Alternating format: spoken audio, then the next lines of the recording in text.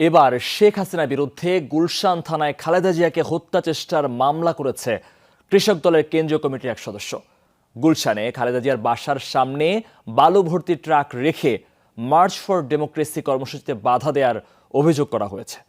মামলায় শেখ হাসিনা, ওবায়দুল কাদের সহ ১১৩ জনের নাম উল্লেখ করে আসামি করা হয়েছে কয়েকশো জনকে।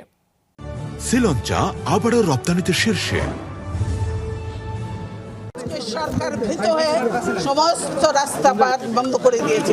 ২০১৩ সালের ২৯ ডিসেম্বর সেদিন বিএনপি ঘোষিত মার্চ ফর ডেমোক্রেসি কর্মসূচিতে অংশ নেওয়ার কথা ছিল দলের চেয়ারপারসন খালেদা জিয়ার। তবে তার আগের দিন থেকেই গুলশানে সাবেক প্রধানমন্ত্রীর বাসভবন ফিরোজার সামনে ও আশপাশের রাস্তায় বালু বোঝাই ট্রাক রাখা হয়, ফলে নির্ধারিত কর্মসূচিতে যেতে পারেননি তিনি।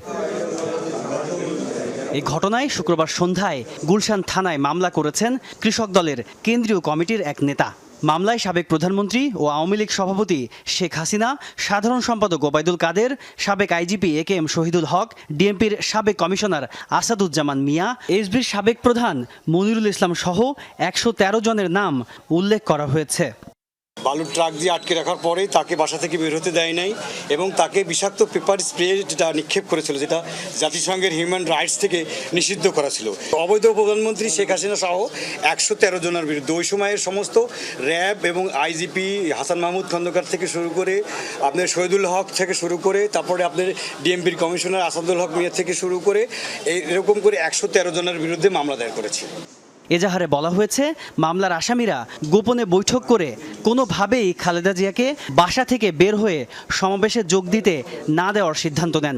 পূর্ব পরিকল্পনার অংশ হিসেবে ২৮ ডিসেম্বর থেকে গুলশান, বনানী, বারিধারা DOHS ও যুক্তরাষ্ট্রের দূতাবাস সহ আশপাশের এলাকায় বিপুল সংখ্যক র্যাব, পুলিশ ও ডিবি মোতায়েন করা হয়। এতে আরও বলা হয়, খালেদা জিয়া যেন সমাবেশে অংশ নিতে না পারেন সেজন্য রাস্তায় ত্রাস সৃষ্টি করা হয়। এতে জনগণের মধ্যে আতঙ্ক সৃষ্টি হয়, যা সংবিধান পরিপন্থী ও গণতান্ত্রিক অধিকারের লঙ্ঘন। সেদিন আমি সেদিন উপস্থিত ছিলাম, আমার সামনে সব হয় এবং আমরা সেদিন প্রতিবাদ করি, তার পরের দিন প্রতিবাদ করি এবং সেই দিন সজোরে প্রতিবাদ করার শাস্তি হিসাবে আমাকে পরবর্তীতে আরও ৬ মাস ৩ দিন গুম করে রাখা হয়।